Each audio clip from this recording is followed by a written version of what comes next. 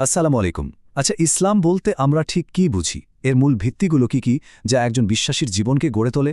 আজকের আলোচনাটা ঠিক এই বিষয়গুলো নিয়ে। চলুন একদম গোড়া থেকে শুরু করা যাক। ভাবুন তো, যে কোনো বড় দালানের জন্য সবচেয়ে জরুরি কি? তার ভিত্তি, তাই না? ভিত্তিটা যত মজবুত হয়, দালানটাও ততটাই টেকসই হয়। মানুষের বিশ্বাসের ব্যাপারটাও কিন্তু ঠিক এমনই। কিছু মূলনীতির ওপরই একটা বিশ্বাসের পুরো কাঠামোটা দাঁড়িয়ে থাকে। চলুন ইসলামের সেই ভিত্তিগুলোই আজ এক এক করে দেখে নিই। তো সবার আগে চলুন ইসলাম শব্দটা নিয়েই কথা বলি। এই শব্দটার আসল মানে কি জানেন? এর মানে হল আত্মসমর্পণ, অর্থাৎ সৃষ্টিকর্তার ইচ্ছার কাছে নিজের চাওয়া পাওয়া, নিজের ইচ্ছাকে পুরোপুরি সঁপে দেওয়া। এটাই কিন্তু এই বিশ্বাসের একেবারে কেন্দ্রবিন্দু। আচ্ছা, আত্মসমর্পণ তো বোঝা গেল, কিন্তু এই আত্মসমর্পণের ঘোষণাটা কিভাবে দেওয়া হয়? মানে একজন ব্যক্তি কিভাবে এই বিশ্বাসের জগতে প্রবেশ করে? এখানেই আসছে ইসলামের প্রথম এবং সবচেয়ে গুরুত্বপূর্ণ স্তম্ভের কথা। এই যে প্রথম স্তম্ভ, এটাই হল কালিমা শাহাদাত, মানে বিশ্বাসের সাক্ষ্য দেওয়া। এই একটা ঘোষণার মাধ্যমেই কিন্তু একজন ব্যক্তি মুসলিম হিসেবে পরিচিত হয়। বলতে পারেন এটাই হলো ইসলামের ঘরে প্রবেশের মূল দরজা। তো বিশ্বাস তো স্থাপন হলো, কিন্তু এরপর জীবনটা কিভাবে চলবে? সঠিক পথটা কি? এই সব প্রশ্নের উত্তরের জন্যই এসেছেন নবীরা, আর তাদের উপর নাজিল হয়েছে আল্লাহর পক্ষ থেকে কিতাব বা পবিত্র গ্রন্থ।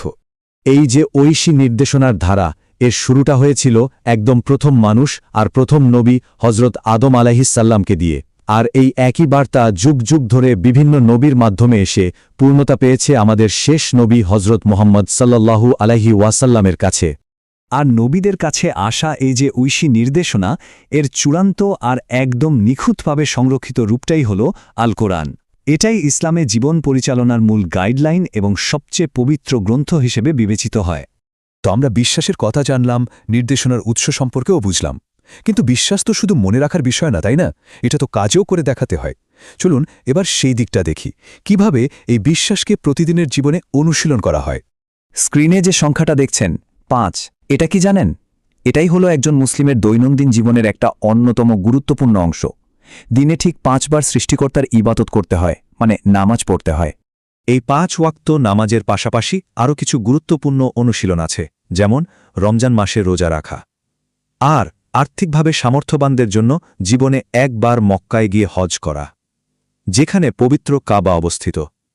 এই কাজগুলোই বিশ্বাসকে বাস্তবে রূপ দেয়। আচ্ছা, আমরা আত্মসমর্পণ, নবী, কিতাব, নামাজ, রোজা এত কিছু নিয়ে কথা বললাম, কিন্তু প্রশ্ন হল এই সব কিছুর পেছনে আসল চালিকা শক্তিটা কি?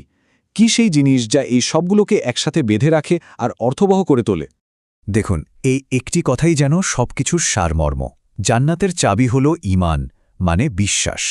তার মানে যত ইবাদত, যত নিয়মকানুন, সবকিছুর মূলে রয়েছে এই আন্তরিক বিশ্বাস। এটাই হল আসল ভিত্তি, যার উপর বাকি সব কিছু দাঁড়িয়ে আছে। আজকের আলোচনা শেষে একটা প্রশ্ন রেখে যাই। এই যে আত্মসমর্পণ আর বিশ্বাস, এই ধারণাগুলো কি শুধু কিছু ধর্মীয় নিয়মকানুন, নাকি এগুলো একজন মানুষের পুরো জীবন, তার চরিত্র, তার লক্ষ্যকে সম্পূর্ণ নতুনভাবে সাজিয়ে দেওয়ার ক্ষমতা রাখে? এই ব্যাপারটা নিয়ে কিন্তু ভাবা যেতে পারে, তাই না?